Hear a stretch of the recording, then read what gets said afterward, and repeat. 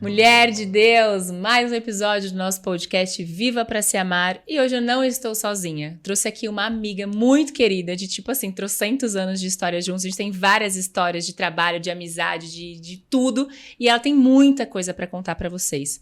Trouxe hoje aqui a Mari, que é empreendedora, que é empresária, que é mãe, que é filha, que é esposa, que é tudo isso que você também é. E que tem uma história incrível pra te contar sobre como a autoestima pode levar você pra lugares muito mais longe, mais altos do que você acredita.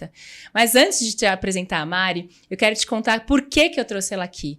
A Mari, ela é uma mulher que eu conheci muito nova, a gente trabalhou juntas, conheci ela muito nova, muito menina, e cara, que mulher foda. A gente já fez vários trabalhos juntos. Eu sempre tive problema de trabalhar em dupla, porque a galera era sempre folgada junto comigo, e ela não. Ela é dupla, ela é mulher pau pra toda obra. Então por isso que eu trouxe ela aqui, porque a gente sempre foi muito parecida. Eu tenho puta orgulho dessa mulher. Seja bem-vinda, amiga. Obrigada. Muito bom ter você aqui, porque você tem muita coisa pra contar, né? Tão nova, né? E já tem tanta coisa. Desde sempre, né? Você sempre foi assim. A gente se conheceu, você era um neném, né? Eu comecei mentindo pro meu pai que eu ia ficar na escola e eu ia trabalhar, né? Então, assim, eu gosto de trabalhar, né? Então, tô aí, tô na atividade. A gente se conheceu trabalhando na época de redação. Eu era jornalista, a Mari era designer. E a gente fazia várias duplas, né? Era a dupla infalível. Quando era o texto meu, o design da Mari, a matéria era foda. E a gente saiu para vários outros trabalhos juntos, né? Como repórter, como produtora. Você fez a logo da camisa do Vivi Pra Isso nos eventos. Tava comigo nos eventos. Sempre teve comigo, né? No Vivi Pra Isso em várias fases. E não podia ser diferente estar aqui também nessa fase do podcast, mas em vários outros momentos a gente teve juntas, né? Então a Mari também já foi minha aluna, a gente fez mentoria juntas, fez eventos, palestras, nossa, é tanta coisa que eu passaria uma hora só contando a nossa história, mas eu quero que ela conte a história dela, porque ela tem muita coisa para falar, e uma das coisas que ela tem para falar é que a vida, por mais cheia de altos e baixos que ela possa ter, ela pode ser mais fácil, ela pode ser descomplicada quando você faz as coisas com amor, de uma forma assim, simples assim. Mari, conta para essas mulheres, hoje qual que é o que você faz da vida? Adorei a entrada, simples assim, porque é exatamente isso. As pessoas escutam esse nome e falam, Mari, lembrei de você. Uhum. Mari, falou na novela. Mari, simples assim, ó, tô fazendo propaganda pra você e é uma delícia, né? A gente recebe essas propagandas de grátis, então é bom que as pessoas lembram da gente. Eu sou assessora de festas infantis, publicitária de formação, e foi por isso que a gente se conheceu. E hoje eu levo as mães uma maternidade mais leve, enquanto elas continuam cuidando das crianças, eu faço as festas delas, e isso meio que me colocou também numa parte de influenciar mulheres, mães empreendedoras, porque no meu Instagram aconteceu essa demanda, né? Então eu mostrava festa, pessoal, como você dá conta de fazer tantas festas no final de semana? E aí depois meu filho nasceu, como você dá conta de fazer isso com uma criança? Né? Então acabei que hoje a Simples Assim é 50% influenciar mulheres e 50% festas infantis, que é o carro-chefe, né? Mas a gente faz eventos em gerais, é que o infantil acaba tendo todo ano, então as minhas clientes são clientes que viram amigas, porque são recorrentes, elas me seguem no Instagram, acompanham meu diariamente e falam comigo sobre a festa dos filhos dela, de 1, de 2, de 3. Eu tenho cliente que tô fazendo o 6º aniversário do filho agora. E aí vira família, né? Porque você tá ali na festa, não tem como você ficar indiferente. Mas isso a gente tá contando num geral para contextualizar para vocês tudo que essa mulher faz e de um jeito realmente simplificado. Depois eu quero que vocês conheçam o trabalho dela, já sabem o Instagram, até o nome do Instagram, @simplesassim, é simples, vai lá ver. Mas o mais importante, eu quero que você conte para as pessoas como é que você saiu da publicidade para ser empreendedora de festas infantis. A gente tava conversando aqui nos bastidores como tudo rodeia a gente, né? Como a gente não percebe os sinais. A Mari sempre teve uma baita facilidade com criança, desde a época da revista. E aí, como que foi? Como é que você saiu da revista, foi para uma agência? Conta um pouquinho da sua carreira. Bem simplificado, porque demorou muito internamente, né, pra acontecer isso dentro de mim. Mas eu sempre fui a prima mais legal, a tia mais legal, a que gosta de criança mesmo e que fazia brincadeiras e festas, enfim. E trabalhava na publicidade, né? Tinha uma carreira consolidada, legal, já estava muito tempo dentro de uma empresa, cheguei a um cargo de liderança, trabalhava como diretora de criação e sobrecarreguei, assim. Pifei mesmo, né? De tanto trabalhar, eu amava o que eu fazia. Eu lembro com muito carinho dessa fase né, da agência de publicidade, uma coisa que eu sempre sonhei em trabalhar em lugares grandes e produção de comercial, e era tudo que eu sempre sonhei. E quando eu me vi no lugar que eu sempre sonhei, eu falei, acho que não é isso. Opa, engano. Exatamente, porque eu também tinha muita vontade de ser mãe. E naquele ritmo que eu levava de chegar na agência 9 horas da manhã e não ter hora pra sair, eu não me via com uma criança, não me via mãe. E eu via não cabia, né? Não cabia. E eu via as mães lá e eu ficava, cara, eu tô de boa, eu sou casada, mas tenho, né, meu marido tá lá em casa, mas não tenho filho, não tenho nada. Essa pessoa aqui do meu lado tem 2 crianças, cara, vai embora pra casa, né? E isso começou a me sufocar. Era um dos motivos. Fora que era um ambiente completamente hostil, machista, agência de publicidade.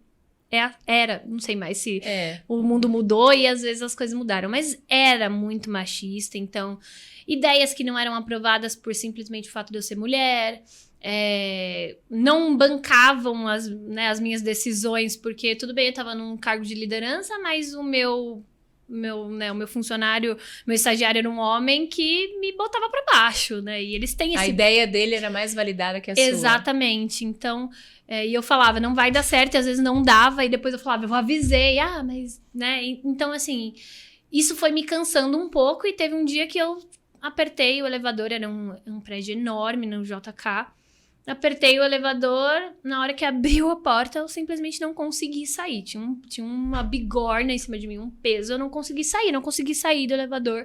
Não lembro dessa fase, mas pessoas relatam que quando me viram, eu tava agachada no elevador, sentada no chão. Eu lembro que você me ligou do metrô esse dia. Exatamente. Eu não lembro eu não lembro disso. Pra mim, eu não consegui sair, mas falaram que eu estava lá sentada no elevador. E aí eu falei, gente, estou tendo um problema. E você teve vários movimentos antes, né? Sim, pequenos. Hoje, eu olhando pra trás, eu falei, que não eram pequenos, era o seu corpo falando, sai daí. Exatamente. Você ficou afastada um tempo, ou foi depois disso? Você ficou, algumas vezes Então você ficou afastada? Esse foi o primeiro episódio então foi logo uma crisona. Foi uma crisona, porque meu corpo já dava, né, não tá legal, eu tinha falta de ar, às vezes eu tinha que fazer uma hora de almoço só pra eu voltar ao meu ser, né, e eu achava que isso era completamente normal, que, né, eu tava com uma carga realmente muito grande pra exercer e eu precisava me controlar. E aí eu tive esse primeiro boom, e dali eu falei que não tava bem, que eu precisava ir embora, olhares aconteceram do tipo, mulher não tá bem nunca, né, então... Fui pra casa e só chorava. Liguei pra Vivian. Acho que foi aí, então. Eu pensei que tinha sido depois. Liguei pra Vivian, contei. Mas o que tá acontecendo? O que tá acontecendo? Eu nem conseguia explicar o que tava acontecendo e eu achava muito besteira. Eu falava, gente, que bosta, né? Como que eu vou contar isso pras pessoas? Que é por causa disso, que é porque eu não sou validada, que é porque eu tô trabalhando demais. Tipo, existem pessoas que estão sem trabalho. Muita gente. Isso me pegava muito. A culpa. Muita gente dava tudo pra estar no lugar que eu tô hoje. Eu tenho, tipo, 23 anos, eu tô num cargo puta legal, né, com 23, 25 anos, e quantas pessoas matariam pra estar aqui e eu tô pifando? Tipo, não, né? Tô errada, era o que eu queria lá na faculdade. Eu queria viver isso e não tá dando certo, então eu tinha muito uma culpa. Voltei a trabalhar no dia seguinte, enfim, normal, sentindo aquilo, e cada dia que eu ia era horroroso, e cada vírgula que acontecia eu sentia mais vontade de sair, enfim. Fui parar no psiquiatra, fui diagnosticada com síndrome do pânico, e ele falou, você precisa, né, parar. E a culpa me pegou, tal, enfim, parei, aceitei. E em casa eu era ótima, maravilhosa, bem. Eu falava, não vou ficar tomando remédio, não vou ficar... Porque eu tô ótima em casa. Vou voltar. Aí ele prescrevia pra eu voltar. Aí voltava. Foi aí que você me ligou. Quando você foi voltar e falou, não consegui. Aí eu voltei. No dia que eu voltei, cara... tudo de novo, eu sentia de novo aquele elevador de novo, pra mim parecia que sabe quando você vê um trailer de filme, que é aquela mesma cena de novo, e tudo de novo. Paralisava, né? Eu falo, cara, o problema é aqui, tipo, não sou eu, né, não sou eu o problema, é aqui, então, acabou. Tive uma conversa com meus chefes na época, eu falei, olha, eu já tô, tipo, 4, 5 anos aqui, ou vocês me mandam embora, porque eu também tinha muito medo de sair com uma mão na frente e outra atrás. Eu tinha o sonho de ser mãe, então eu, sabe, todo aquele dinheirinho eu guardava, porque eu falava, tinha um sonho de ter um quarto pro meu primeiro filho e tal. Eu falava, e de ter sempre sido uma mulher independente, exatamente, sempre trabalhar, né? eu Então você pensava contava na com a grana. sua grana, sei lá, pra comprar suas roupas da moda, mesmo Qualquer que quando você coisa. fosse solteira, não só mãe, né? Eu pensava na grana, eu falava, meu, não vou abandonar isso que eu vivi até agora, porque eu pifei, tipo, né? Eu pifei, eu que não tô dando conta. E aí eu conversei com eles e, né, eu lembro que um dos chefes, que era o mais chefão, falou pra mim, Mari, chega de desculpa, o que você quer? Não é, tipo, eu não quero desculpa, eu quero saber o que você quer. Eu quero ser mandada embora. Ele falou, então tá bom. Desce no RH e eu vou te mandar embora. Porque até os outros, até eu chegar nesse chefão, era, mas por quê? A gente te adora, mas fica. Vamos colocar você mais é um muito estagiário. vamos colocar mais um estagiário. Eu, cara, não é esse o problema. Tipo assim, não sei se é vocês o problema sou eu aqui, entendeu? E eu tentava explicar, e cada vez que eu tentava explicar, e vamos recordar, quando você tá numa crise, você não enxerga. Eu só chorava, e a pessoa perguntava, o que é? E eu... só chorava. E aí mais um ponto de, é frescura, é exatamente, mulher. ela não fala nada, entendeu? Eu perguntei o que é, mas ela não fala, só chora. E aí quando eu cheguei nesse cara, um chefão, eu lembro que eu abri a porta dele, eu falei assim, eu preciso falar com você. Aí ele falou, calma, por que foi? Eu contei pra ele falou, mano, isso não chegou em mim. Não tem eu como. não sei o que tá acontecendo, me conta. Aí eu falei e tal, aí foi que ele falou, o que você quer? Ele só respondeu isso. Ele me ouviu e falou, o que você quer? Eu quero ser mandada embora. Ele, então tá bom. Então tá bom. Vai lá no RH, eu vou te mandar embora. E se isso vai te resolver os seus problemas, maravilhoso. E aí, fiquei em casa. E aí, né? Aí as culpas triplicaram, né? Porque, meu Deus, o dinheiro... Tudo bem, ele tinha me mandado embora, tinha uma boa grana pra pegar, tinha ainda, né... A estabilidade do pós ali, pelo menos uns 6 meses, mas eu falava, meu, agora que ferrou mesmo, agora que eu não vou ter filho, agora que eu não vou ter minhas coisas, eu não vou ter filho pra ficar dependendo de macho, né? Tipo, do meu marido, no caso. Quando ela fala assim, você fala, né? Tipo, do meu marido. Mas a cabeça da mulher independente é assim, pode ser o marido, o pai, o irmão, é sempre depender de alguém, isso faz mal. Exatamente. E eu falei, meu, não sei o que eu vou fazer. Coincidiu da minha cunhada engravidar exatamente nessa época. E eu comecei a cuidar das coisas da minha cunhada como se fosse um job mesmo, como se fosse um trabalho. Então, achar a revelação. Aí, vamos fazer isso, vamos fazer aquilo. Você já fazia isso pros seus amigos? Pra sua irmã, quando ela nasceu, eu lembro. Muito assim, mas, né... Tipo, meus aniversários, né? Sempre, seus aniversários sempre foram diferentes. Eu sou uma pessoa que amo fazer aniversário. Então, eu sempre queria fazer uma festa mais legal que a outra, né? E quando a minha sobrinha veio, que é, tipo assim, é o segundo maior amor da minha vida hoje... Eu falei, eu preciso fazer tudo perfeito pra ela, tal. E o meu marido olhou pra mim e falou, por que você não cobra por isso? Eu falei, tá louco, vou cobrar da sua irmã? Ele, não, tô falando da minha irmã. Cobra, faz isso um trabalho. Você já faz isso de graça. Eu não, cala a boca, que trabalho, que é isso? Nem sei o que é. Que eu sou decoradora, porque eu contrato as decoradoras. Eu não sou DJ, porque eu contrato, cara. Né? Eu tenho as ideias, tal, mas que trabalho é esse, né? Não tinha ainda... formado o que poderia ser. E nem tinha isso, Vi. No mercado. Nem tinha isso. Existiam assessoras de casamento, não existia assessora de festa infantil, de maternidade, não existia isso. Então, eu não sabia nomear, né? E aí, uma amiga ligou, Mari, você conhece o fornecedor de tal coisa? Eu queria fazer um aniversário, eu queria fazer um churrasco e tal. E eu, peraí, que eu tenho. Mandava, não sei o quê. Aí, meu marido falou, ele falou, meu... Tá na tua mão. Você tá fazendo assessoria de graça. A gente casou, não casou? Eu falei, casou. A gente não pagou uma mulher pra fazer isso que você tá fazendo? Eu falei, pagou. Ele faz isso, só que pra festa infantil. Simples assim. Aí eu... eu fico toda arrepiada. Eu adoro essas revoluções da vida. E isso tudo no meio, a gente se encontrou, a gente conversou, você me deu várias dicas e enfim. Eu só que essa foi Mas eu acho que tem uma coisa importante. Quando a gente se encontrou, eu já tinha te falado.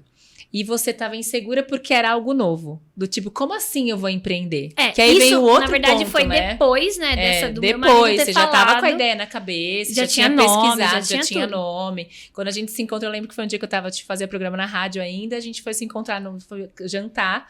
E aí você me contou cheio, problematizando tudo.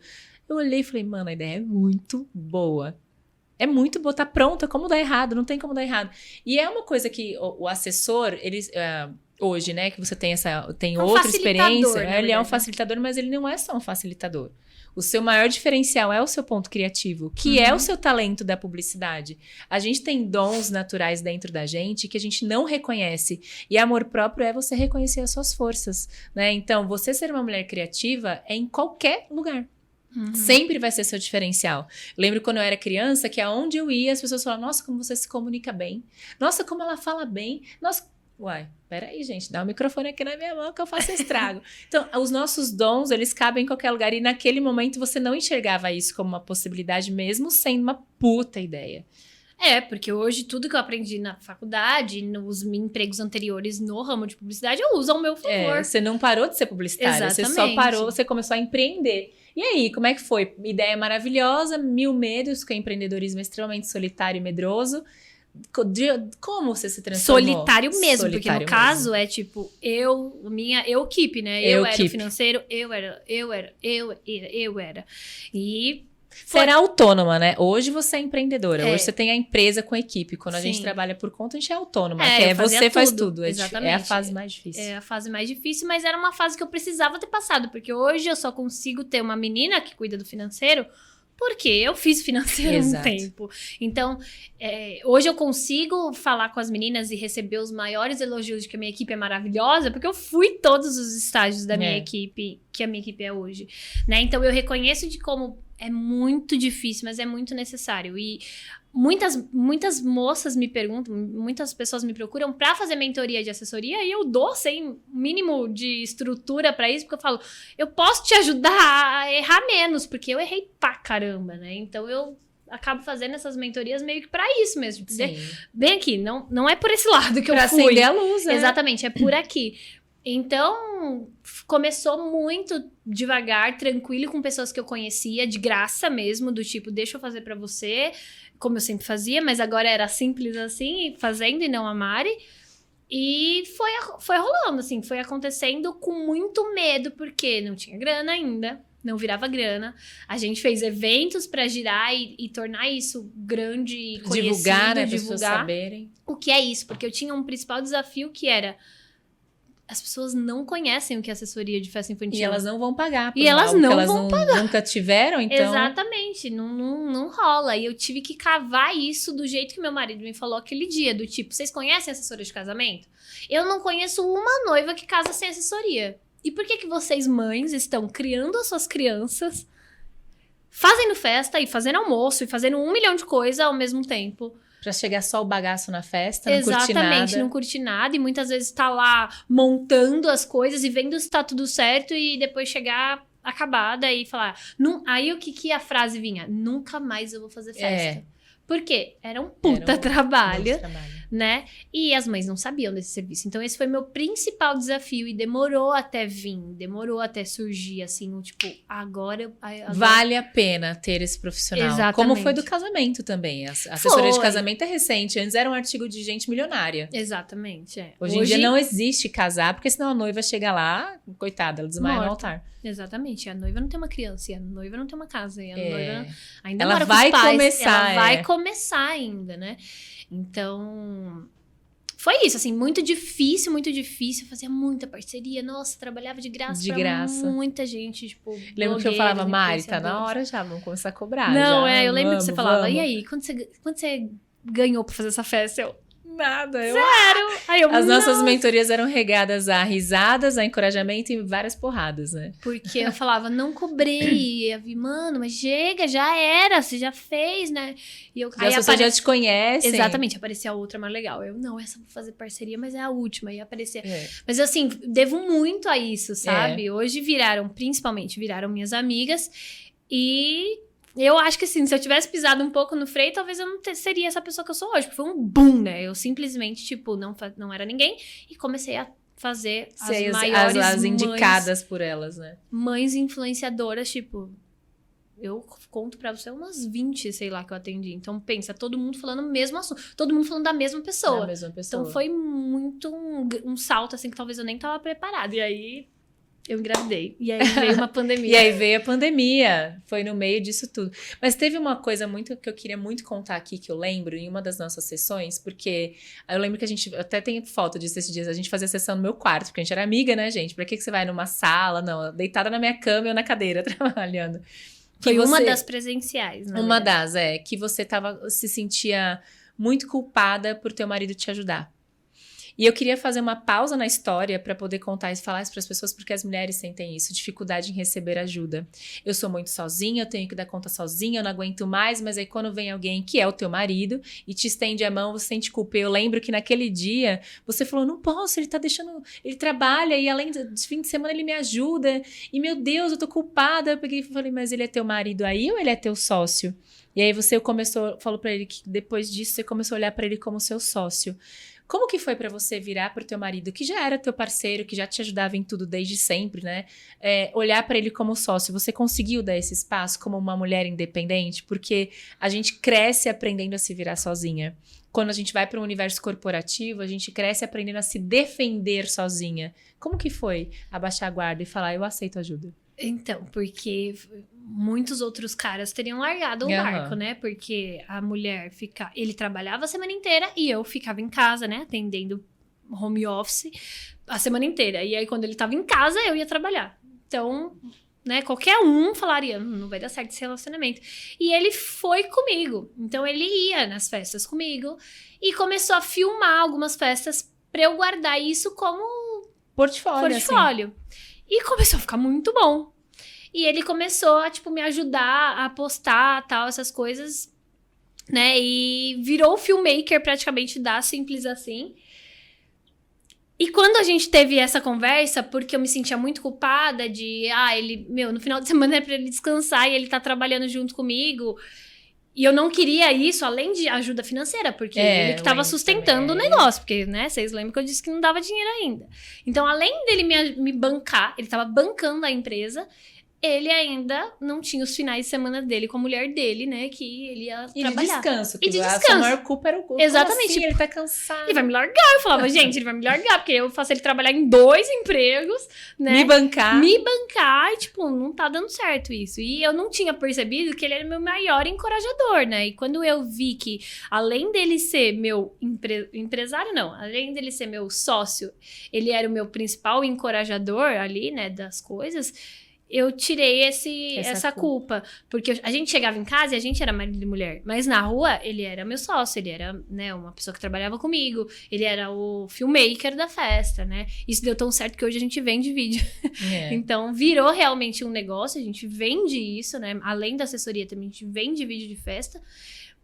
E eu entendi que ele tava ali porque ele queria. E uma vez a gente discutiu sobre, e eu falei, por que você tá fazendo isso? Ele, porque eu quero. E às vezes acontece ainda hoje em dia, né? Ele termina o trabalho dele e começa a editar vídeo, e eu falo, amor, não precisa disso, vamos pagar uma pessoa. Ele, eu quero, eu gosto. Eu quero fazer isso. Então, eu entendi que ele tava ali porque ele queria, e não como minha culpa de colocar ele ali de novo, entendeu? Então, eu sempre me culpei de, eu tô forçando ele a fazer isso. Quando não, ele tava porque ele queria, né? Então, pra ele, o jeito dele ficar com a mulher dele foi entrando na minha empresa. E acho que também te mostrando o quanto ele acreditava, né? Sim. Porque ninguém investe no trabalho, seja seu marido, seu pai ou sua mãe, e investir assim, financeiramente, fisicamente, se você não acreditar naquilo. Ele aprendeu uma profissão nova. Só pra ele estar do meu lado. Só pra estar do seu lado. Ai, que bonitinho. Simples assim. E a mulher me chorando, meu Deus. Eu falei, não, pera, você não tá entendendo o que tá acontecendo, cara. Tá te dando uma puta prova de amor, como assim? E aí ressignifica o relacionamento. E vira parceiro além de marido, né? Porque é diferente ser marido e ser parceiro, né? A gente sabe. Exatamente. E antes eu tinha um marido, né? Hoje... É tudo. Vocês são tudo. Exatamente. Ele é além de marido, ele é meu amigo e meu sócio, né? Então, eu não tem condição. Eu não dou um passo sem falar com ele. Não é porque eu sou submissa, mas é porque... Não, é dupla. Exatamente. Ele é minha dupla criativa. Então, tudo que eu vou falar, ou tudo que eu vou pensar, ou, amor, a Vi me chamou pra ir no podcast dela, o que você acha? É uma dupla, é sempre uma decisão em comum, porque ele se pôs nesse lugar, né? E eu me cobrava achando, mano, eu tô colocando mais uma carga em cima dele. E não, e foi ele que se pôs nesse lugar, eu só aceitei.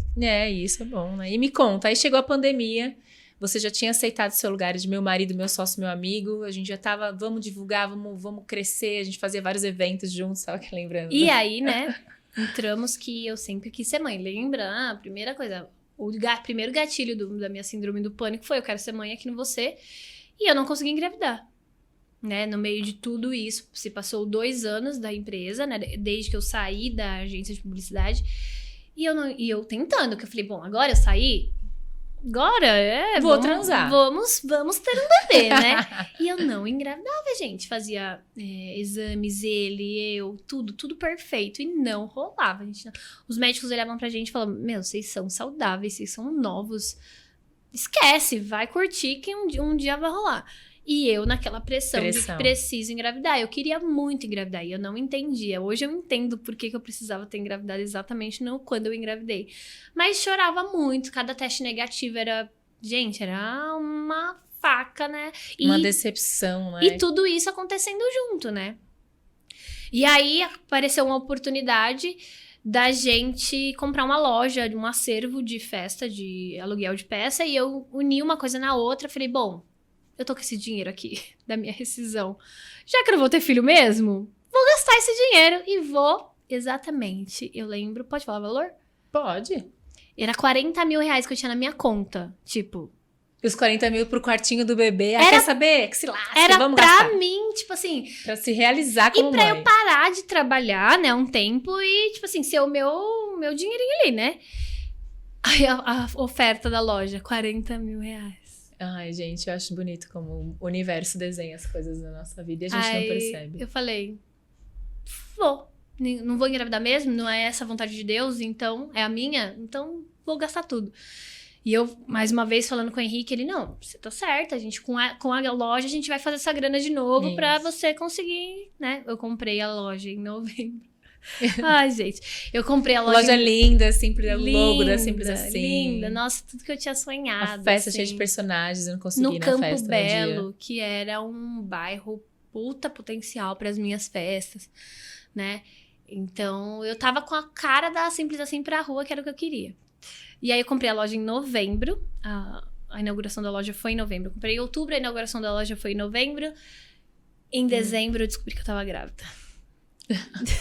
Não deu tempo de fazer a grana. Mas tudo bem, vamos aí, felicidade. Se ocupou, se distraiu daquilo, né? Tirou a atenção, começou a transar sem pressão. Exatamente. Porque isso acontece muito com a mulher que tá tentando engravidar. Então, ela começa a transar pra engravidar, né? Tô fértil, tem que transar. E aí vira um processo todo saco, né? ruim. Porque a pessoa fala, você tem que esquecer, você tem que relaxar. Porra, você não vai relaxar, você não vai esquecer. O que você quer é isso, é... Simples assim. Você colocou outro objetivo. Exatamente. Aí eu gastei todo o meu dinheiro em novembro e dezembro. Tipo assim, 3 de novembro inaugurou a loja, 3 de dezembro eu descobri que eu tava grávida. Tipo, foi muito, muito um mês, assim. E tudo bem, felicidade. Tava muito feliz, realizada. E em março, pandemia, né? Ou seja, eu gastei Eu tô rindo de nervoso, porque na pandemia eu lembro que a gente ficou, tipo, em pânico. Mano, e agora? Eu gastei todo o meu dinheiro. Eu tava grávida e numa pandemia. Em casa. Loja fechou, porque não tem festa, fechou. Não podia abrir, porque ainda entro na lei do comerciante, que não podia abrir a porta. Não, e festa, não tinha como fazer festa. Não tinha festa. Era o principal setor que acabou, né? E aí eu questionava Deus, né? Porque eu falava, Deus, não é possível. Você me fez sair do meu trabalho, que eu lutei pra estar lá. Criei essa empresa doida na minha cabeça. Tava começando a dar dinheiro. Eu gastei todo o meu dinheiro, comprei a loja. Aí você me deu o bebê que eu sempre quis e me tirou tudo. Tipo, eu ficava, gente, não é possível. Fiquei muito mal, fiquei muito triste. O começo da minha gravidez foi bem difícil por causa disso. Porque eu sempre sonhei em estar grávida. Eu queria ir na rua, queria mostrar a barriga. Você é a grávida que faz pilates, exatamente, né? Eu queria mostrar minha barriga pras pessoas. Eu queria viver intensamente aquilo que eu sempre sonhei ter. Eu não podia. Tava dentro de casa, né?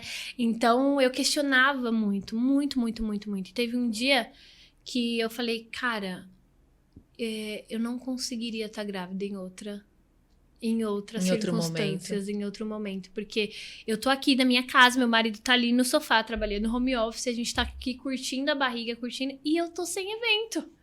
Que era exatamente o que eu eu caí exatamente no lugar que eu ia cair se eu tivesse continuado a trabalhar. Na publicidade. Porque eu tava trabalhando também das 9 às 9, fazendo 5 festas por dia com a loja. Eu tava... Então, mas tem uma outra coisa aí, né? A gente coloca muita coisa no a vida me levou pra esse lugar, mas você sempre foi workaholic. Muito. Realidade seja dita, né? Porque aqui o bom da gente ser amiga é que não tem vergonha de falar mesmo.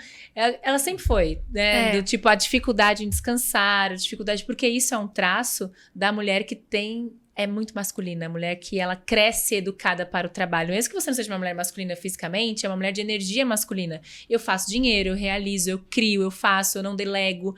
Por isso que eu falei no começo, a Mari é uma das únicas parceiras que eu tive que nunca se montou nas minhas costas, porque eu também sou uma mulher de energia masculina mais alta, tive que equilibrar isso, né?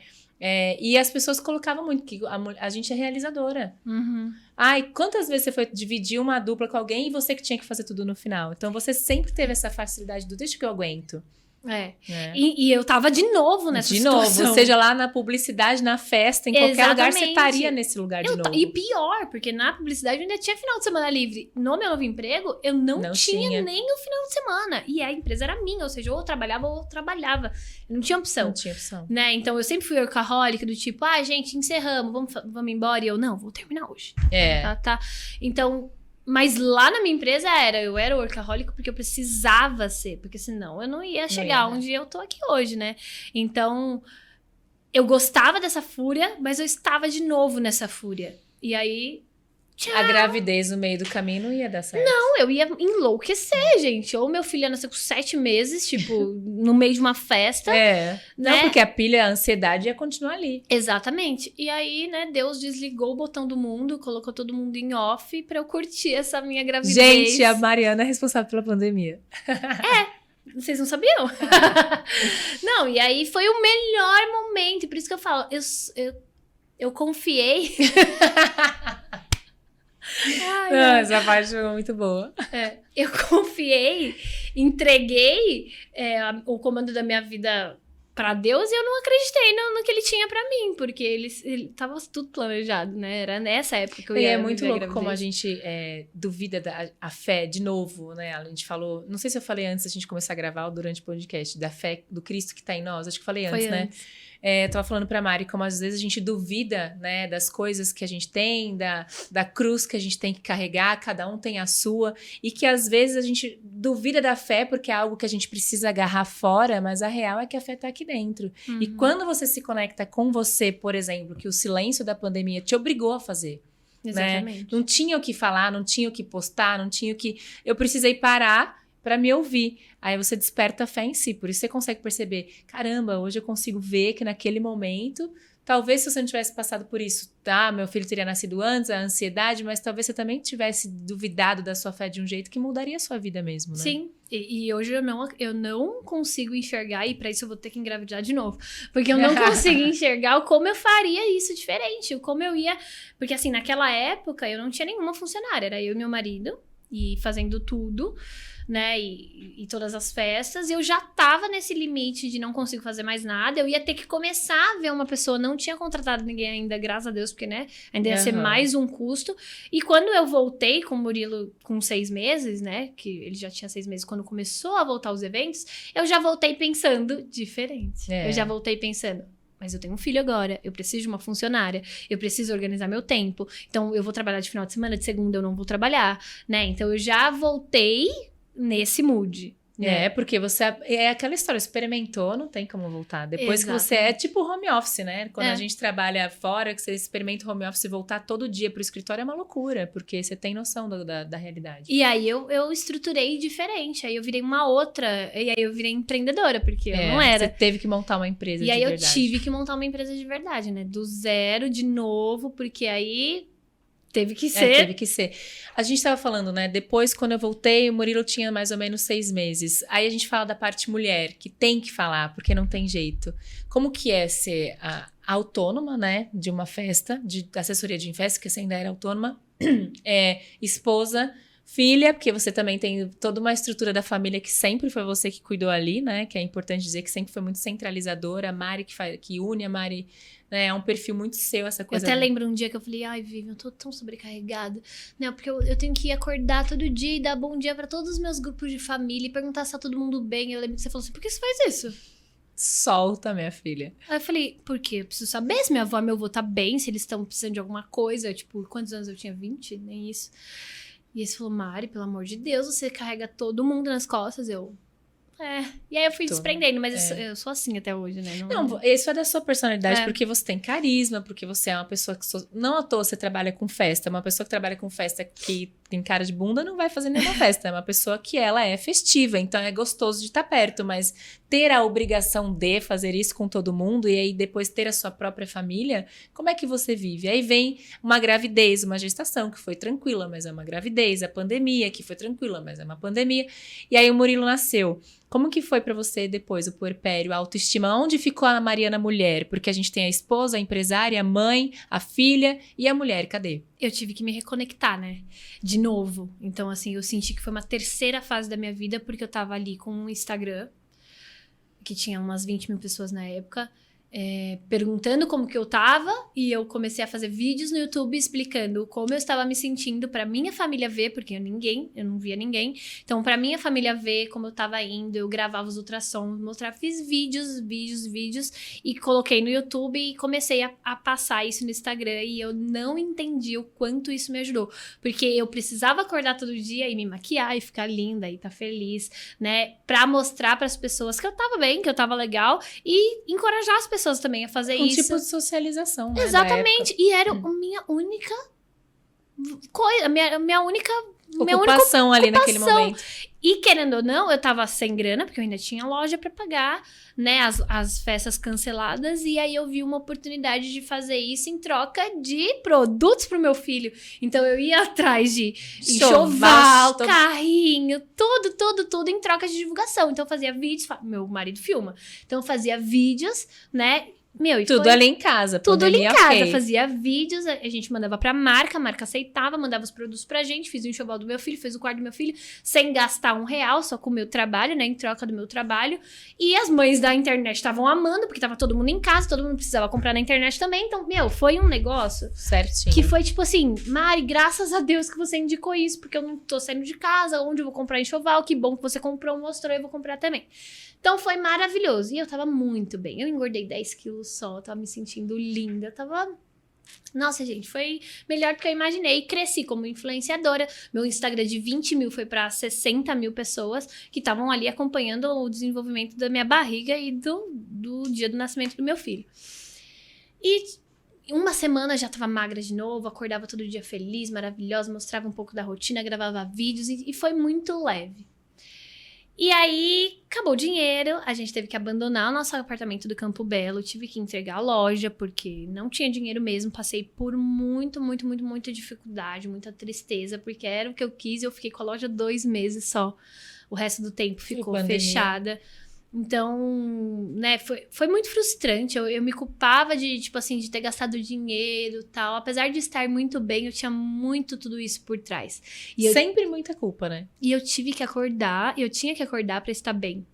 Porque agora já tinham 60 mil mães te esperando pra dar bom dia. Exatamente. Não era mais os grupos da família. Eu tinha que estar bem e eu não tava. E o meu filho sempre teve dificuldade de mamar e não mamava direito. Então, eu tive que complementar com fórmula. Isso me doeu muito também. Porque, culturalmente, no nosso país, se você não amamenta, você não é mãe, né? Se você não amamenta no seu peito, porque né? Agora, além de tudo, a internet julgando sua maternidade. Exatamente. Né? Então, se eu não mostrava o Murilo mamando no peito, já vinha a pergunta, Murilo não mama no peito? Eu, tipo, porra, né? Mama, só que eu preciso mostrar ele com a boca aqui, mamando. Então, tipo, ainda tinha isso. Além de todas as culpas, ainda tinha 60 mil mães me perguntando diariamente do que eu fazia e como eu fazia isso. E explodi de novo. Aí, Como você percebeu? Qual foi o gatilho? Me olhei e falei, não tô bem. Eu tinha emagrecido 10 quilos depois que meu filho nasceu.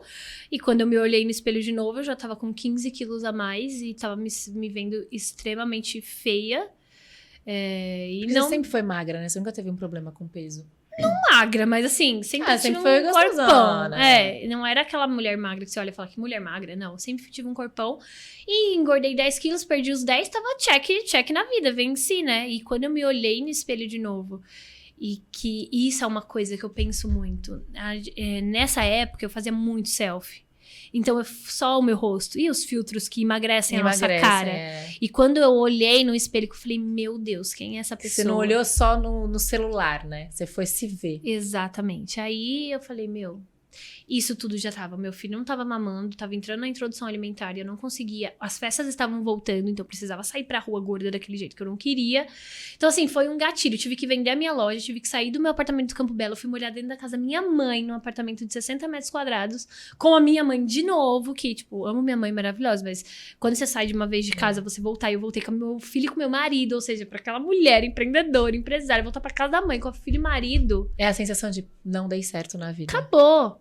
Eu me vi dentro da minha casa onde eu cresci, a adolescência inteira, e saí de lá feliz por estar indo casar e ver minha vida, e eu tava lá de novo. Então, tipo assim, frustrante total. E aí é óbvio que tem que descontar no corpo. Algum lugar tem que ter escape. É Eu por isso que a gente 15 come quilos. as emoções. Eu O engordar 15 emocional quilos. é o mais silencioso. 15 quilos. E se você falasse, Mari, mas você comia?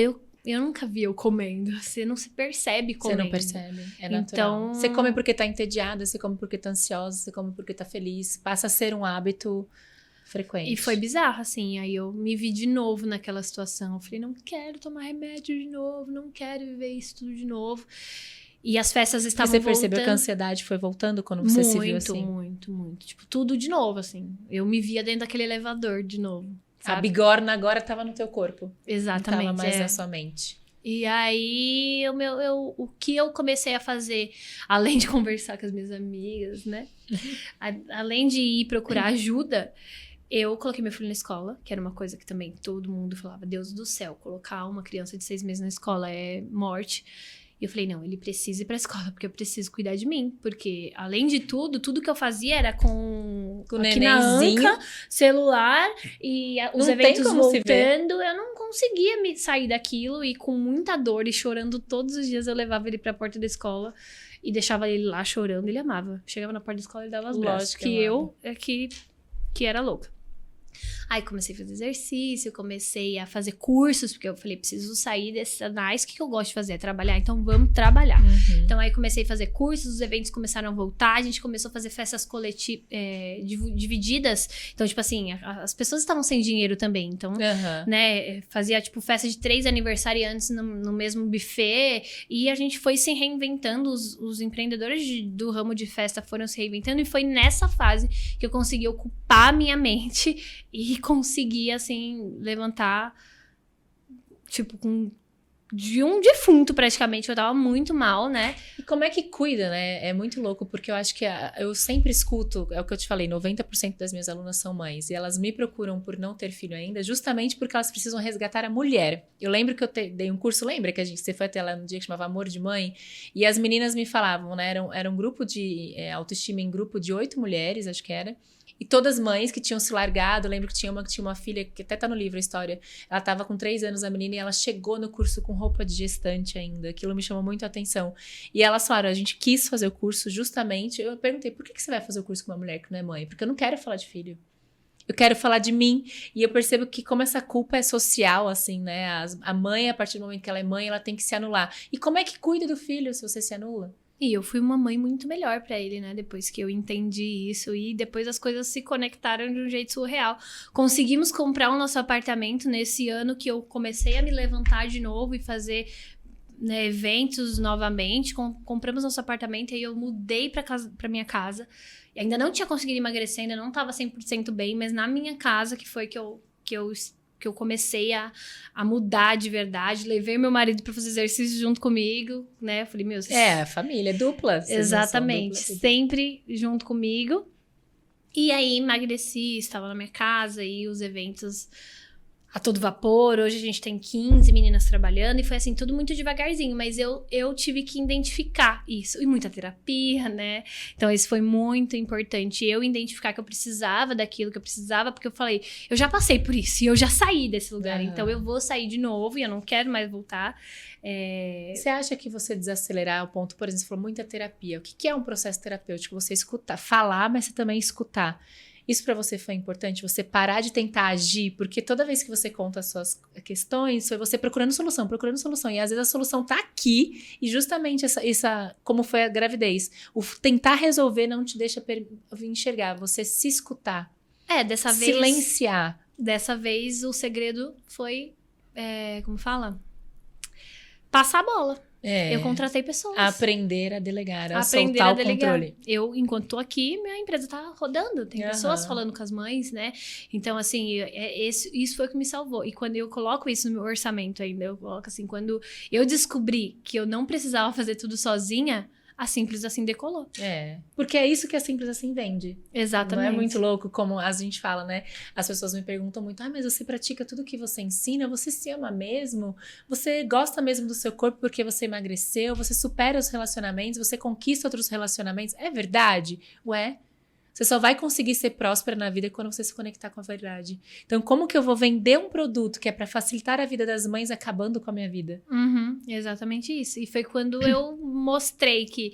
Eu demorei a aparecer de novo, assim, corpo inteiro. E quando eu mostrei que as pessoas... Meu Deus! Eu lembro que as pessoas mandavam, Mari, você emagreceu demais. O que você fez? O que você fez? Aí eu falava pras pessoas, eu parei de comer e eu fazia exercício físico. Aí todo mundo, mano, mas como você conseguiu? Eu falei, gente, não tem segredo. Pra emagrecer é isso?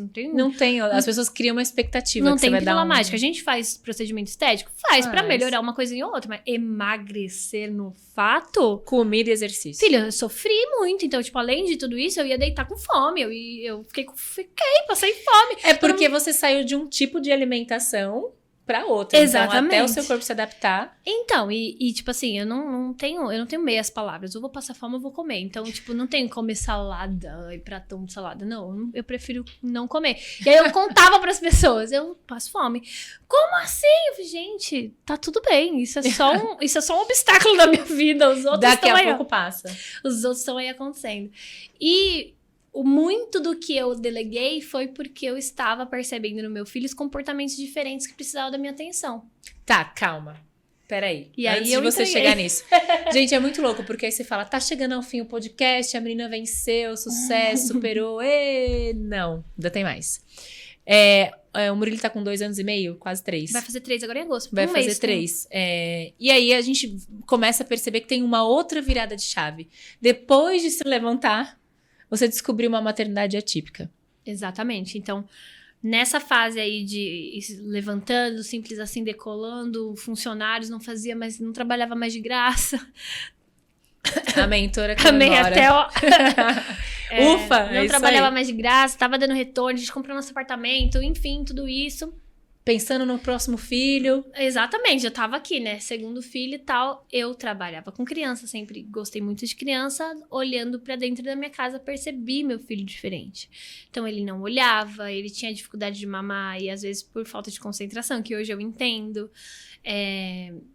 E diversas outras coisas. Ele brincava, ele adorava brincar sozinho no quarto dele. Eu falava, gente, meu filho é muito maravilhoso. Ele brinca lá no quarto dele, não traz brinquedo pra cá, ele fica lá. Ele gostava de ficar sozinho, ele não fazia questão de estar presente com a gente. Não chamava pelo nome. E eu falava, mano, não é possível.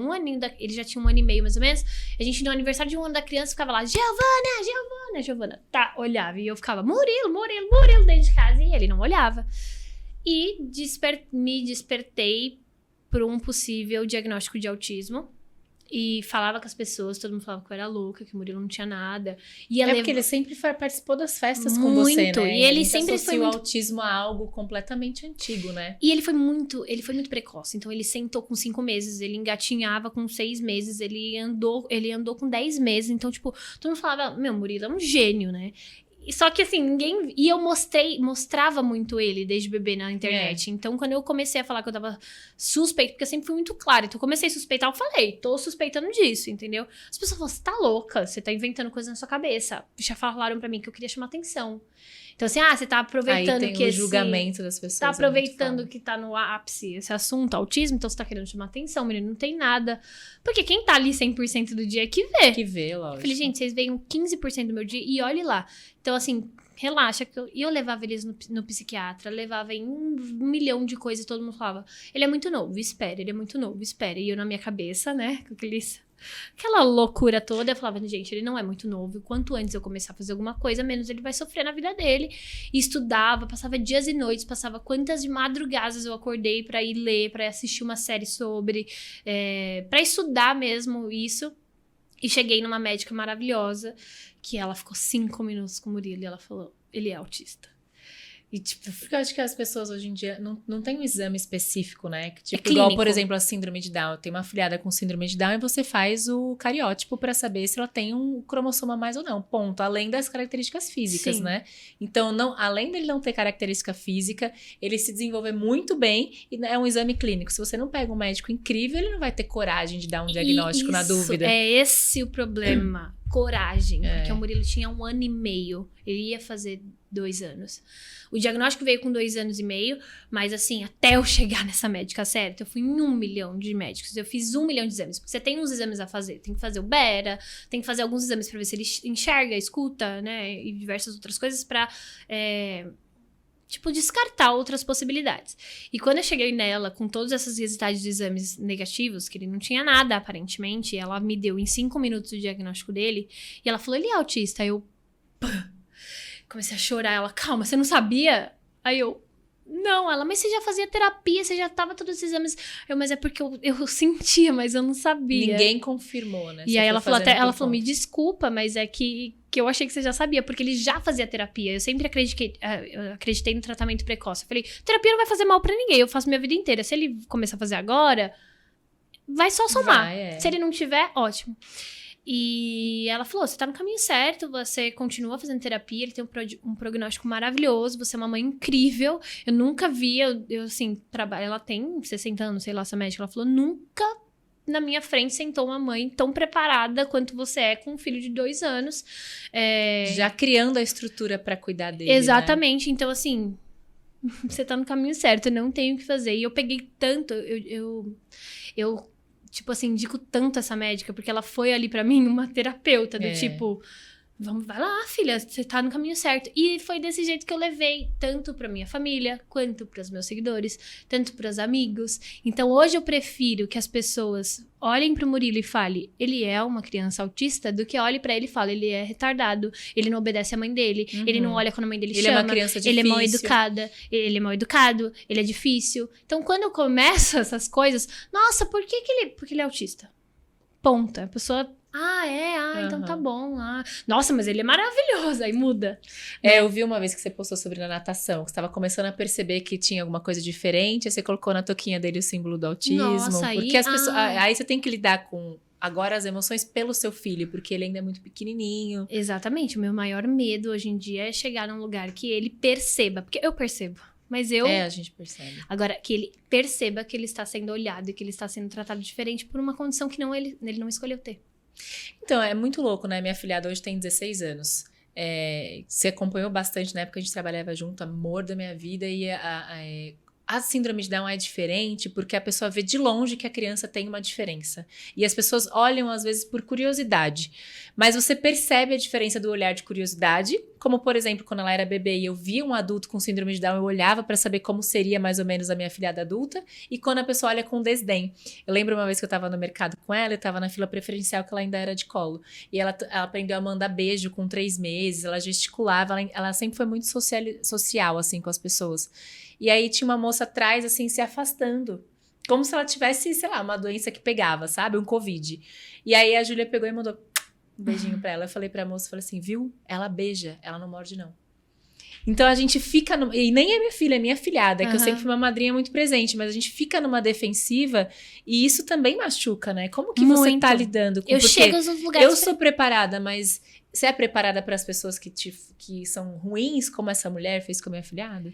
Então, eu tenho que chegar no lugar total armada, né? Então, assim, eu já chego com a armadura em todos os lugares que eu vou com ele.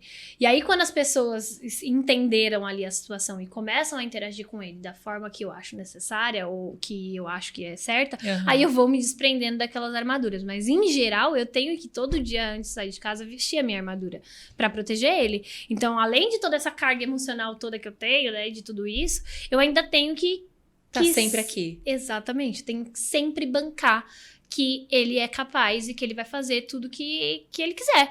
Isso em todos os lugares e na minha família. Tipo assim, não é uma coisa que tipo, foi o que você falou, síndrome de Down. Quando chega uma criança com síndrome de Down, eu vejo isso nas clínicas, por exemplo, que eu frequento. A criança chega, todo mundo já tá preparado. Porque você de longe, você entende. Você viu, você tá vendo. Então, todo mundo tá preparado, todo mundo recebe, todo mundo trata a pessoa que tá com a criança com compaixão e etc. Com o Murilo é diferente, por quê? Ele é uma criança aparentemente normal, ele entra no lugar e às vezes corre, às vezes grita, às vezes vai abraçar uma pessoa que ele nunca viu na vida. Então, a primeira coisa que as pessoas fazem é, meu Deus, esse menino não tem mãe, né? Aquela que coisa, é isso? Cadê a mãe? Porque exatamente. É sempre a mãe. Então, eu sempre tenho que estar aqui, ó. Eu sou a mãe dele, entendeu? Então, eu sempre tenho que estar explicando isso. Isso consome um pouco da gente, né? E ainda continuo nas terapias, e as minhas terapias praticamente é só pra falar sobre isso, porque é uma descarga emocional que eu recebo das pessoas que às vezes eu não queria. E às vezes é o meu propósito, né? E tanto que a maior parte do meu posicionamento na internet hoje é falar sobre isso para que as mães tenham força. Porque a criança, ela nasceu assim. Ela não vai se conhece adaptar. O mundo de outro ela jeito. não conhece o mundo de outro jeito. E ela não vê os olhares das pessoas. E o que é mais triste é as mães olham julgando, né? Então, quando na natação, que eu postei um Reels, ele não queria fazer atividade, ele saía correndo, as outras mães cochichavam. Do tipo, nossa, que menino. Nossa, o menino não para. Nossa... Pô, vocês são mãe, cara. Então, assim, é aleatório. O autismo é aleatório. Pode ser no seu segundo filho. Então, assim, para de julgar, sabe? E quando eu apareci com ele com o símbolo, todo mundo, meu Deus, ai, entendi. Então, porque ele é autista. Ai, que mãezinha linda, né? Muda completamente. E como que, nisso tudo, nesse turbilhão de coisas que agora você já tá mais adaptada, mas é sempre uma coisa nova, porque você vai aprender a lidar. É um dia novo. Né? Porque ele tá crescendo. Como criança, ele, né, naturalmente é uma coisa nova. Como uma criança diferente, que você tá aprendendo a lidar, porque todas são diferentes. Eu lembro quando as pessoas falavam isso da Júlia, eu falava, mas todas são. Exatamente. Né? A minha sobrinha, que também chama Júlia, não tem síndrome de Down, mas é diferente. Então, essa comparação é muito burra. E é muito louco, porque se a gente traz isso pra nossa vida como mulher, é real. A gente é amiga, a gente se conhece, a gente já saiu pra balada junto, a gente já tomou porre junto, a gente já trabalhou junto e somos diferentes. Então, não existe eu comparar a minha trajetória com a sua. Então, cadê a mulher? Como que tá o seu emocional hoje? Ai. Como que você faz pra segurar e eu tenho que vestir minha armadura? Eu falo as terapias, mas e a Mari? Como é que a Mari tá? Em constante mudança todo dia, né? Foi o que você disse. Eu hoje me reconheço como uma mulher empreendedora e uma mãe guerreira, porque é isso que a gente prega todos os dias. Mas eu tenho meus dias que eu não quero falar com ninguém. Tem meus dias que eu só quero chorar. Tem meus dias que eu penso, puta merda, tipo, eu tenho um filho autista e isso vai ser pro resto da vida. Então, eu acho que a palavra é equilíbrio, porque eu acho que ninguém vai ser forte todos os dias e eu queria ser, mas eu não sou. E tá tudo bem, sabe? Eu acho que tem um dia que eu vou me resguardar, tem um dia que eu vou ficar mais quietinha, mas o outro dia eu vou levantar e vou fazer tudo aquilo que eu teria que ter feito no dia que eu fiquei quietinha. Então, eu acho que o equilíbrio é a melhor parte. E, assim, quando eu entendi que eu não precisava ser forte todos os dias, eu fui muito mais feliz, né? Porque eu choro também, né? Eu tô aqui morrendo de vontade de chorar. Tô brincando. É muito legal isso que ela tá falando, porque eu quero trazer isso para as pessoas. O que significa isso, né? Dentro da parte emocional. É o equilíbrio do dar e o receber. É o equilíbrio do fazer e o sentir. É o equilíbrio do yin e do yang. Cada um chama de um jeito, do feminino e do masculino, que todo mundo tem. E que é importante a gente perceber que para cuidar eu tenho que ser cuidada, para amar eu tenho que ser amada, para poder vender eu tenho que acreditar no que eu faço. Sempre é um complemento, né? Então, tá tudo bem chorar. né? Tá tudo bem ter dias difíceis. Quando as pessoas perguntam pra mim, você se ama todos os dias? Não, isso faz parte do amor. Você ama seu marido loucamente todos os dias? Não, tem dia que você quer tacar um copo na cabeça dele. Mas não significa que aquilo seja real. Sim. As emoções, elas são instáveis. Antes de você chegar, eu tava gravando um outro episódio falando exatamente sobre isso. Como as emoções são instáveis e como a gente se compara na internet, que a internet é maravilhosa, mas ela faz um desserviço emocional, né? O quanto as pessoas falam coisas do tipo, vou te ensinar a fazer isso, compra o meu curso, e é mentira. Eu tô trabalhando agora no meu novo perfil, não sei se você já segue, amiga, segue lá, que é o meu perfil que fala muito sobre essa questão da mulher se redescobrir dentro desse empoderamento, porque a gente foi tão, e isso eu falo por experiência própria, querer todo o controle, e às vezes eu não quero. Ai, eu não quero. Aí faz pra mim. Ai, Rafa, edita pra mim, Rafa, por favor. Eu não quero. Eu não consigo, eu não quero. Então, você como mãe tem mais ainda, né? Exatamente. Porque tem um outro papel. E como a sociedade cobra isso da gente. Como é importante voltar pra nossa essência. Sabe qual é a pergunta que eu mais respondo todos os dias? Você tem alguém pra te ajudar na sua casa? Porque... E eu respondo sim. E tá tudo eu bem. Tenho. É. Tipo, não tem como eu fazer tudo isso, gente, que vocês estão vendo sem uma pessoa pra me ajudar dentro de casa. Vocês estão achando que eu sou Mulher Maravilha? E às vezes, quando as minhas funcionárias marcam 1 milhão de reunião no dia, eu falo pra elas, vocês estão achando que eu sou Mulher Maravilha? Eu não vou conseguir fazer tudo isso de reunião, Eu gente. acho que o que eu percebo na sua mudança mais gritante é que você aceita o fato de não ser Mulher Maravilha. Porque antes você queria ser. Sim. Eu queria ser. A gente queria ser. Uhum. A gente estava condicionada a trabalhar 20 horas por dia e sorrir no dia seguinte. Mas a gente tinha 20 anos, a vida mudou, doeu, né? E eu acho que essa é a grande sacada. Entender que, cara, eu posso ser cuidada, eu posso pedir ajuda para uma funcionária, para um marido, para poder, quando chegar a vez de ser a leoa, Sim. seja com o seu filho, com a sua empresa, porque a gente é leoa em vários lugares, né? Não, e isso tudo que eu contei aqui pra vocês foi me ensinando a fazer isso. Porque quando eu fui mãe, eu tive que abrir 25% da minha empresa, né? Tive que contratar pessoas pra ficar um pouco do tempo com meu filho. E quando eu tive um filho autista, né? Que pra mim foram 2 nascimentos ali diferentes, eu tive que abrir mão de mais 25% da minha empresa. Então, hoje, eu trabalho 50% do dia só, porque as manhãs são dedicadas à terapia dele. Então, eu sou a mãe torista, eu falo, eu acordo de manhã, eu vou pra uma terapia, vou pra outra, vou pra outra, vou pra outra, vou pra outra, meio-dia eu deixo ele na escola. Agora, eu vou ser a simples assim. Uhum. Então, assim, eu não sabia fazer isso. Não, né? é. E eu... Mundo tipo assim, abraçava o vamos pensar agora. Imagina eu com filho autista dentro daquela agência de publicidade. Não dá. Não tinha Não como. tinha. Eu Ninguém tinha ia que compreender, sair. porque você tinha um papel pra cumprir. Eles eram dono do seu tempo, porque a gente escutava isso, né? O seu tempo é meu. Eu tinha que todas sair. As empresas. Eu tinha que ter um filho na pandemia pra eu entender que eu precisava de ajuda. E o meu filho tinha que ser autista pra eu entender que eu precisava ter só 50% do meu tempo pra trabalhar. Tem outros papéis. Exatamente. Eu tenho que deitar lá com ele pra fazer ele dormir enquanto a minha empresa tá rodando, enquanto a cliente vai ter que esperar, enquanto eu vou ter que desmarcar uma reunião porque eu não consigo fazer 10 reuniões numa tarde. Então, assim, tá tudo bem. E, eu vou perder um cliente. Que pena. Meu filho não vai ficar sem terapia. O que você falaria para as mulheres que ainda estão na fase de abraçar o mundo, de eu sou a Mulher Maravilha, de salvar os seus maridos, salvar os seus namorados, salvar os seus filhos, salvar a empresa? O que você contaria para elas hoje? Desse lugar que você tá agora, olhando para trás, tudo que você aprendeu, o que você falaria para elas? Eu não me arrependo de não ter largado o rojão, mas eu acho que eu podia ter feito diferente.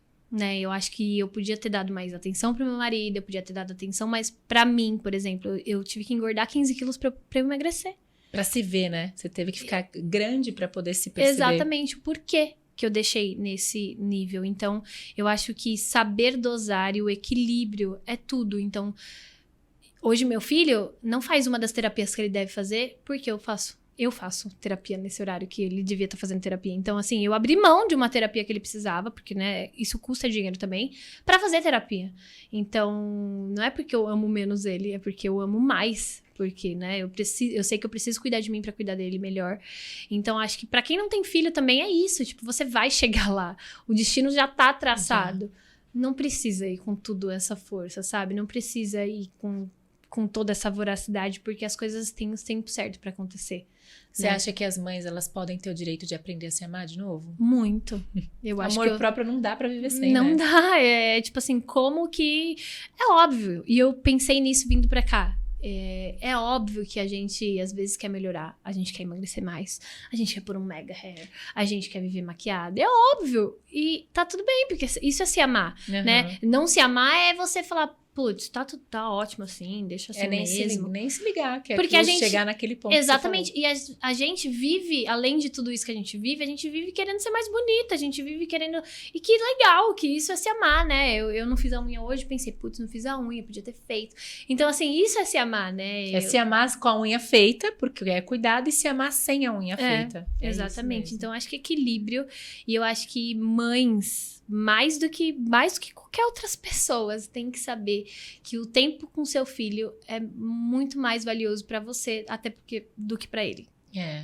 Meu amor, obrigada. Amei te ver. Trouxe esse livro pra você, leva pra sua já casa. Mostra para suas seguidoras. Mostre para suas seguidoras. Indique para suas alunas, para suas clientes mães. Claro, leve para sua vida, leia e faça os exercícios. Faço. Antes que você tire ele daqui, leve para o seu coração. Eu vou escrever uma dedicatória. Que Tá bom. Né? E o mais importante, quando eu escolhi o nome desse livro, Viva para Se Amar, eu escolhi porque a gente vive todos os dias. E se amar é um exercício diário. E a sua história mostra para as minhas seguidoras, para as suas seguidoras, para o seu filho, para os meus filhos, para os filhos que os nossos sobrinhos e irmãs vão ter juntos, para que você entenda que a importância do viver é também na dor.